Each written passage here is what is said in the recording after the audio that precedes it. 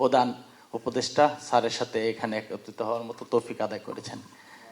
আমি 36 বছর যাবৎ কাতারে আছি, 1000 রিয়াল বেতনে 10 বছর কাজ করছি। এখন আমার 14টা কোম্পানি, সেখানে 1200 বাংলাদেশি কর্মরত আছে।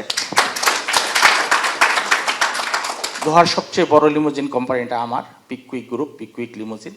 সেখানে 900 ড্রাইভারের উপরে কর্মরত আছে, আলহামদুলিল্লাহ। আমি প্রবাসীদেরকে নিয়ে 2-4টা কথা বলবো। প্রবাসীদেরকে এয়ারপোর্টে আরেকটু সুযোগ সুবিধা করে দেওয়া, যেভাবে নাকি আমরা পরিবার নিয়ে যারা যাই তাদের জন্য আলাদা একটা লাইন যাতে থাকে, এবং হয়রানি বন্ধ করা। প্রায়ই আমরা খবরে দেখি ব্যাগগুলো কাটা হয় এবং প্রবাসীদের গায়ে হাত পর্যন্ত তোলা হয়। এই জিনিসগুলো থেকে যাতে স্যার আমাদের প্রবাসীরা আরেকটু রিল্যাক্স হতে পারে, যাতে আমরা আমাদের মনের খুশিতে দেশে প্রবেশ করলেন, এই খুশিটা যেন অনুভব করতে পারেন। তো সেই জন্য আমরা বলছি যে তাদেরকে ভিআইপি গেস্ট হিসেবে তো ট্রিট করবা। এরা সবাই আমাদের ভিআইপি, তারা আসছেন, তাদের সমাদর করা, তাদের জায়গা দেওয়া, লাউঞ্জ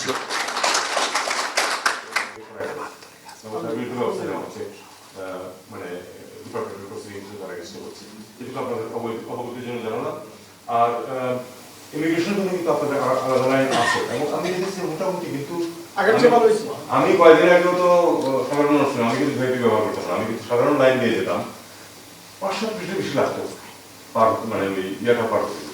মোটামুটি কিন্তু এখন ইমিগ্রেশন অনেকটা সহজ হয়ে আছে। তারপরে আপনাদের কখনো কোনো কমপ্লেন থাকলে অবশ্যই ফরেন মিনিস্ট্রিতে, এক্সপেক্টেড ফরেন মিনিস্ট্রিতে বলবেন। আমরা কিন্তু সংবেদনশীল আছি এখন, স্যার যেটা বলেছেন যে আমরা চেষ্টা করতেছি যে পারবো।